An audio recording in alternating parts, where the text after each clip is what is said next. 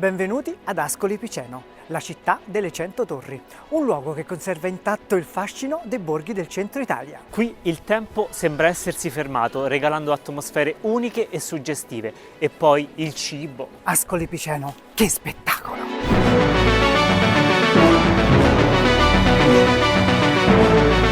Le sue piazze signorili ed eleganti, le chiese storiche e le maestose torri creano un'atmosfera unica.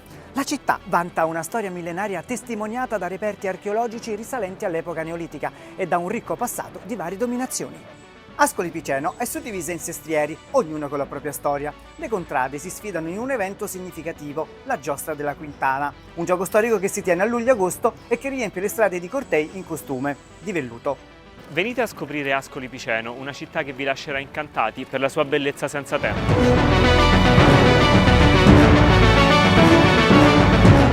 Piazza del Popolo è conosciuta come il Salotto d'Italia e si trova nel centro storico di Ascoli Piceno. La piazza, che misura 2500 m², ha assunto la sua forma attuale all'inizio del Cinquecento e presenta un colonnato in travertino costruito su botteghe medievali irregolari. Se guardate gli archi noterete la differenza tra di loro, dovuta ai differenti lotti preesistenti ai lavori. Il pavimento in travertino è presente dal 1400. La piazza ospita il Palazzo dei Capitani del Popolo, sede del comune e storico centro del potere cittadino, costruito tra il XIII e il XIV secolo.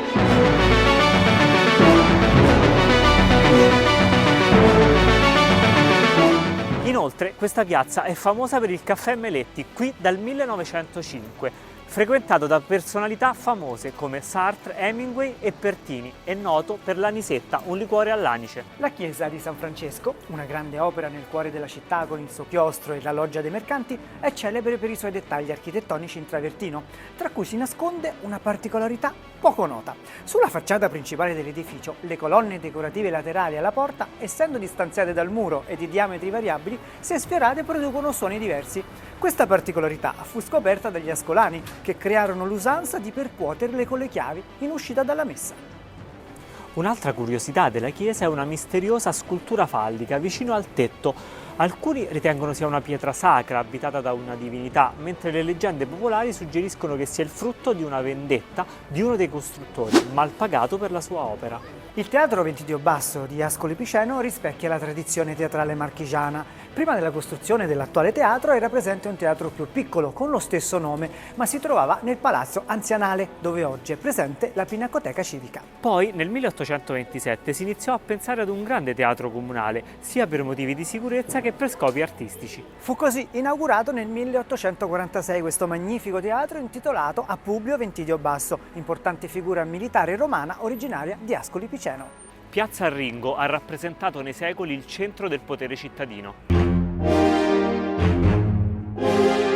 Origine forse di un foro romano, deve il suo nome alle assemblee popolari medievali, gli arringhi o arrenghi. Delimitata da strutture pubbliche e private risalenti a diverse epoche, è caratterizzata dal travertino, la pietra locale. Ospita importanti edifici come il Duomo di Sant'Emidio, il Battistero di San Giovanni, Palazzo Vescovile, Palazzo Panighi e Palazzo dell'Arrengo. In epoca medievale, al centro della piazza si trovava un olmo, simbolo della vita cittadina. Il campanile della cattedrale di Sant'Emidio possiede campane tutte con un nome. La più grande è dedicata al santo, la seconda si chiama Marina, la terza Polisia, in onore della giovane convertita da Sant'Emidio. La quarta Lucertola, per via della sagoma del rettile incisa, e la quinta Marcuccia, rivolta verso Colle San Marco.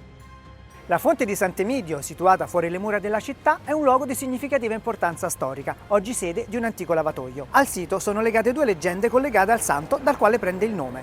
Prima leggenda: Sant'Emidio, patrono di Ascoli, fece emergere una sorgente battendo su una pietra per avere acqua nei battesimi. Seconda leggenda: descrive come, dopo la decapitazione del santo vicino a Porta Solestà, la sua testa urtò contro una pietra, generando una nuova sorgente d'acqua. Le rue sono le vie del centro di Ascoli Piceno. Il termine deriva dal latino ruga e viene utilizzato per identificare soprattutto quelle vie che portano dalle mura al cuore del centro storico. In queste rue ci sono numerosi architravi in travertino che caratterizzano la città, dove sono incise frasi, proverbi o preghiere. Tra questi il più noto è quello di Rua Lunga, che narra: chi po' non vo, chi vo non po', chi sa non fa, chi fa non sa, e così il mondo mal va. Il Forte Malatesta è una celebre struttura rinascimentale italiana, progettata da Antonio da Sangallo il Giovane. La sua storia iniziò come baluardo pre-romano e romano e fu ampliato in una fortezza medievale da Galeotto Malatesta nel 1349, poi trasformato in una chiesa a 12 lati nel XVI secolo. Ma ad avere un alone di mistero è il vicino Ponte di Cecco. Questo è il Ponte di Cecco, appellativo che potrebbe risalire a Cecco Aprutino, maestro che lo ristrutturò nel Medioevo per Galeotto Malatesta, secondo gli storici. Ma una leggenda affascinante suggerisce che il poeta e astrologo Cecco d'Ascoli, poi dopo dichiarato eretico dalla Chiesa, lo costruì in una notte con l'aiuto del diavolo. Tuttavia, Ponte di Cecco rimane oggi uno dei luoghi più suggestivi di Ascoli, indipendentemente da quale sia la verità.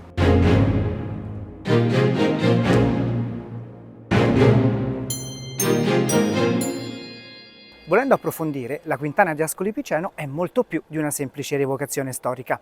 È un tuffo nel passato, un evento che coinvolge tutta la città e accende gli animi dei sestrieri in un'atmosfera di pura competizione. Cortei suntuosi, abiti di velluto realizzati con tecniche artigianali, tamburi e chiarine che riecheggiano per le vie e poi la sfida, un torneo cavalleresco in cui i cavalieri si affrontano in una giostra per conquistare il palio. Una tradizione che vive nel cuore degli ascolani.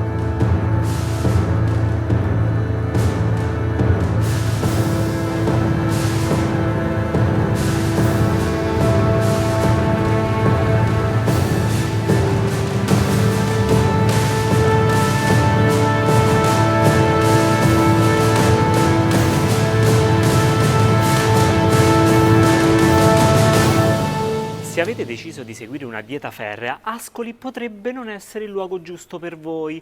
Qui il cibo light è bandito come un criminale in fuga.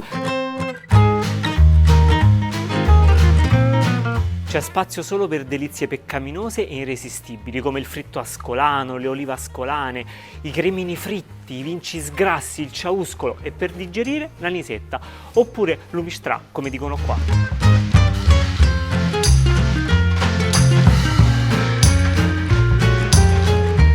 Insomma, ad Ascoli si vive per mangiare, non il contrario.